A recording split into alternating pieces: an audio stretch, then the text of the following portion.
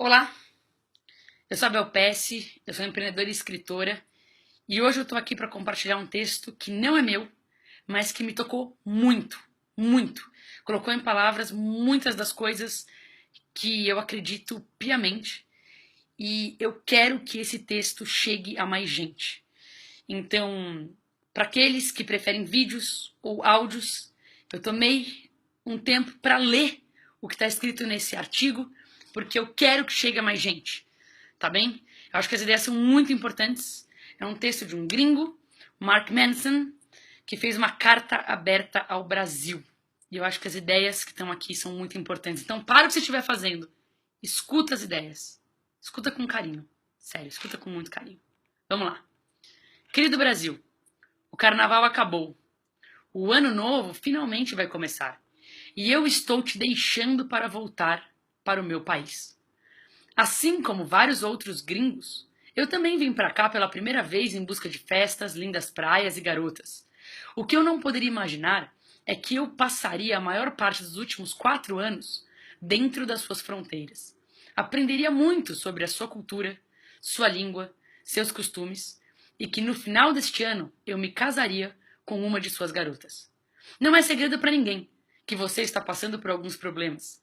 Existe uma crise política, econômica, problemas constantes em relação à segurança, uma enorme desigualdade social e agora, com uma possível epidemia do Zika vírus, uma crise ainda maior na saúde. Durante esse tempo em que estive aqui, eu conheci muitos brasileiros que me perguntavam por quê? Por que o Brasil é tão ferrado?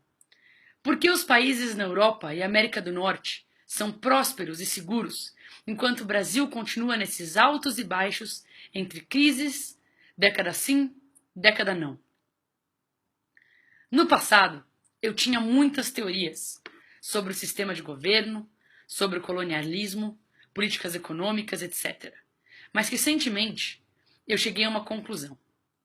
Muita gente provavelmente vai achar essa minha conclusão meio ofensiva, mas depois de trocar várias ideias com alguns dos meus amigos, eles me encorajaram a dividir o que eu acho com todos os outros brasileiros. Então aí vai. É você. Você é o problema. Sim, você mesmo que está lendo esse texto. Você é parte do problema.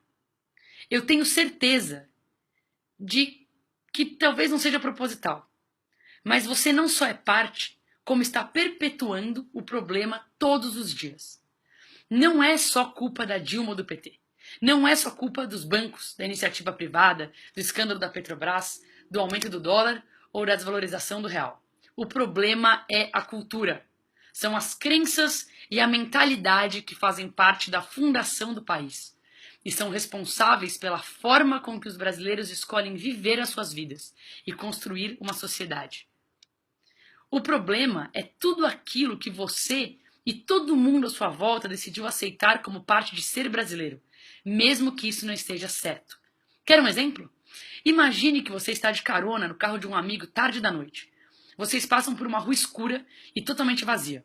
O papo está bom e ele não está prestando muita atenção quando, de repente, ele arranca o retrovisor de um carro super caro. Antes que alguém veja, ele acelera e vai embora. No dia seguinte, você ouve um colega de trabalho que você mal conhece dizendo que deixou o carro estacionado na rua na noite anterior e ele amanheceu sem o retrovisor. Pela descrição, você descobre que é o mesmo carro que seu brother bateu sem querer. O que você faz? A.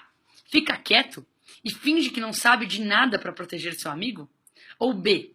Diz para o cara que sente muito e força o seu amigo a assumir a responsabilidade pelo erro? Eu acredito que a maioria dos brasileiros escolheria a alternativa A. Eu também acredito que a maioria dos gringos escolheria a alternativa B. Nos países mais desenvolvidos, o senso de justiça e responsabilidade é mais importante do que qualquer indivíduo. Há uma consciência social onde o todo é mais importante do que o bem-estar de um só. E por ser um dos principais pilares de uma sociedade que funciona, ignorar isso é uma forma de egoísmo. Eu percebo que vocês brasileiros são solidários, se sacrificam e fazem de tudo por suas famílias e amigos mais próximos, e por isso não se consideram egoístas. Mas, infelizmente, eu também acredito que grande parte dos brasileiros seja extremamente egoísta. já que priorizar a família e os amigos mais próximos em detrimento de outros membros da sociedade é uma forma de egoísmo. Sabe todos aqueles políticos, empresários, policiais, sindicalistas corruptos? Você já parou para pensar por que eles são corruptos? Eu garanto que quase todos eles justificam suas mentiras e falcatruas dizendo: eu faço isso pela minha família. Eles querem dar uma vida melhor para seus parentes, querem que seus filhos estudem em escolas melhores e querem viver com mais segurança. É curioso ver que quando um brasileiro prejudica outro cidadão para beneficiar suas famílias, ele se acha altruísta. Ele não percebe que altruísmo é abrir mão dos próprios interesses para beneficiar um estranho se for para o bem da sociedade como um todo. Além disso, seu povo também é muito vaidoso, Brasil. Eu fiquei surpreso quando descobri que dizer que alguém é vaidoso por aqui não é considerado um insulto, como é nos Estados Unidos. Esta é uma outra característica particular da sua cultura. Algumas semanas atrás, eu e minha noiva viajamos para um famoso vilarejo no Nordeste. Chegando lá, as praias não eram bonitas como imaginávamos e ainda estavam sujas. Um dos pontos turísticos mais famosos era uma pedra que de perto não tinha nada demais. Foi decepcionante. Quando contamos para as pessoas sobre a nossa percepção, algumas delas imediatamente disseram: ah, mas pelo menos você pôde ver e tirar algumas fotos nos pontos turísticos, né? Parece uma frase inocente, mas ela ilustra bem essa questão da vaidade. As pessoas por aqui estão muito mais preocupadas com as aparências do que com quem elas realmente são. É claro que aqui não é o único lugar no mundo onde isso acontece, mas é muito mais comum do que em qualquer outro país que eu já estive. Isso explica porque os brasileiros ricos não se importam em pagar 3 vezes mais por uma roupa de grife ou uma joia do que deveriam. Ou contratam empregadas e babás para fazerem um trabalho que poderia ser feito por eles. É uma forma de se sentirem especiais e parecerem mais ricos. Também é por isso que brasileiros pagam tudo parcelado. Porque eles querem sentir e mostrar que eles podem ter aquela super TV, mesmo quando, na realidade, eles não têm um dinheiro para pagar. No fim das contas, esse é o motivo pelo qual um brasileiro que nasceu pobre e sem oportunidades está disposto a matar por causa de uma motocicleta ou sequestrar alguém por algumas centenas de reais. Eles também querem parecer bem-sucedidos, mesmo que não contribuam com a sociedade para merecer isso. Muitos gringos acham os brasileiros preguiçosos. Eu não concordo. Pelo contrário, os brasileiros têm mais energia do que muita gente em outros lugares do mundo. Vide o carnaval. O problema é que muitos focam grande parte da sua energia em vaidade, em vez de produtividade.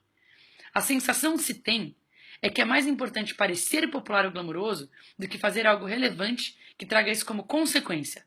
É mais importante parecer bem-sucedido do que ser bem-sucedido de fato. Vaidade não traz felicidade. Vaidade é uma versão photoshopada da felicidade. Parece legal, vista de fora, mas não é real. E definitivamente não dura muito. Se você precisa pagar por algo muito mais caro do que deveria custar para se sentir especial, então você não é especial. Se você precisa da aprovação de outras pessoas para se sentir importante, então você não é importante. Se você precisa mentir, puxar o tapete ou trair alguém para se sentir bem-sucedido, então você não é bem-sucedido. Pode acreditar, os atalhos não funcionam aqui. E sabe o que é pior? Essa vaidade faz com que seu povo evite bater de frente com os outros. Todo mundo quer ser legal, com todo mundo, e acaba ou ferrando o outro pelas costas ou indiretamente, só para não gerar confronto. Por aqui, se alguém está 1 hora atrasado, todo mundo fica esperando essa pessoa chegar para sair. Se alguém decidir ir embora e não esperar, é visto como cuzão. Se alguém na família é irresponsável e fica cheio de dívidas, é meio que esperado que outros membros da família com mais dinheiro ajudem a pessoa a se recuperar. Se alguém num grupo de amigos não quer fazer uma coisa específica, é esperado que todo mundo mude os planos para não deixar esse amigo chateado. Se em uma viagem em grupo alguém decide fazer algo sozinho, é considerado egoísta. É sempre mais fácil não confrontar e ser boa praça. Só que onde não existe confronto, não existe progresso. Como um gringo que geralmente não liga a mínima sobre o que as pessoas pensam de mim, Eu acho muito difícil não enxergar tudo isso como uma forma de desrespeito e autossabotagem. Em diversas circunstâncias, eu acabo assistindo os brasileiros recompensarem as vítimas e punirem aqueles que são independentes e bem resolvidos. Por um lado, quando você recompensa uma pessoa que falhou ou que está fazendo algo errado, você está dando a ela um incentivo para nunca precisar melhorar. Na verdade, você faz com que ela fique sempre contando com a boa vontade de alguém em vez de ensiná-la a ser responsável. Por outro lado, quando você pune alguém por ser bem resolvido, você desencoraja pessoas talentosas que poderiam criar o progresso e a inovação que esse país tanto precisa. Você impede que o país saia dessa merda que está e cria ainda mais espaço para líderes medíocres e manipuladores se prolongarem no poder. E assim, você cria uma sociedade que acredita que o único jeito de se dar bem é traindo, mentindo, sendo corrupto ou, nos piores casos, tirando a vida do outro. Às vezes, a melhor coisa que você pode fazer por um amigo que está sempre atrasado é ir embora sem ele. Isso vai fazer com que ele aprenda a gerenciar o próprio tempo e respeitar o tempo dos outros. Outras vezes, a melhor coisa que você pode fazer com alguém que gastou mais do que devia e se enfiou em dívidas é deixar que ele fique desesperado por um tempo. Esse é o único jeito que fará com que ele aprenda a ser mais responsável com o dinheiro no futuro. Eu não quero parecer o gringo que sabe de tudo, até porque eu não sei. E Deus bem sabe o quanto o meu país também está na merda. Eu já escrevi aqui sobre o que eu acho dos Estados Unidos. Só que em breve, Brasil, você será parte da minha vida para sempre. Você será parte da minha família. Você será meu amigo. Você será metade do meu filho quando eu tiver um. E é por isso que eu sinto que preciso dividir isso com você de forma aberta, honesta, com um amor que só um amigo pode falar francamente com outro, mesmo quando sabemos que o que temos a dizer vai doer. E também porque eu tenho uma má notícia: não vai melhorar tão cedo. Talvez você já saiba disso, mas se não sabe, eu vou ser aquele que vai te dizer: as coisas não vão melhorar nessa década. O seu governo não vai conseguir pagar todas as dívidas que ele fez, a não ser que mude toda a sua Constituição. Os grandes negócios do país pegaram dinheiro demais emprestado quando o dólar estava baixo, lá em 2008 e 2010. E agora não vão conseguir pagar, já que as dívidas dobraram de tamanho. Muitos vão falir por causa disso nos próximos anos. Isso vai piorar a crise. O preço das commodities estão extremamente baixos e não apresentam nenhum sinal de aumento no futuro próximo. Isso significa menos dinheiro entrando no país. Sua população não é do tipo que poupa, e sim que se endivida. As taxas de desemprego estão aumentando, assim como os impostos, que estrangulam a produtividade da classe trabalhadora. Você está ferrado. Você pode tirar Dilma de lá, ou todo o PT. Pode e deveria refazer a Constituição, mas não vai adiantar. Os erros já foram cometidos anos atrás, e agora você vai ter que viver com isso por um tempo. Se prepare para no mínimo 5, 10 anos de oportunidades perdidas. Se você é um jovem brasileiro, muito do que você cresceu esperando que fosse conquistar não vai mais estar disponível. Se você é um adulto, nos seus 30 ou 40, os melhores anos da economia já fazem parte do seu passado. Se você tem mais de 50, bem, você já viu esse filme antes, não viu? É a mesma velha história, só muda a década. A democracia não resolveu o problema. Uma moeda forte não resolveu o problema. Tirar milhares de pessoas da pobreza não resolveu o problema. O problema persiste. E persiste porque ele está na mentalidade das pessoas. O jeitinho brasileiro precisa morrer. Essa vaidade, essa mania de dizer que o Brasil sempre foi assim e não tem mais jeito, também precisa morrer. E a única forma de acabar com tudo isso é se cada brasileiro decidir matar isso dentro de si mesmo. Ao contrário de outras revoluções externas que fazem parte da sua história, essa revolução precisa ser interna. Ela precisa ser resultado de uma vontade que invade o seu coração e a sua alma. Você precisa escolher ver as coisas de um jeito novo. Você precisa definir novos padrões e expectativas para você e para os outros. Você precisa exigir que seu tempo seja respeitado.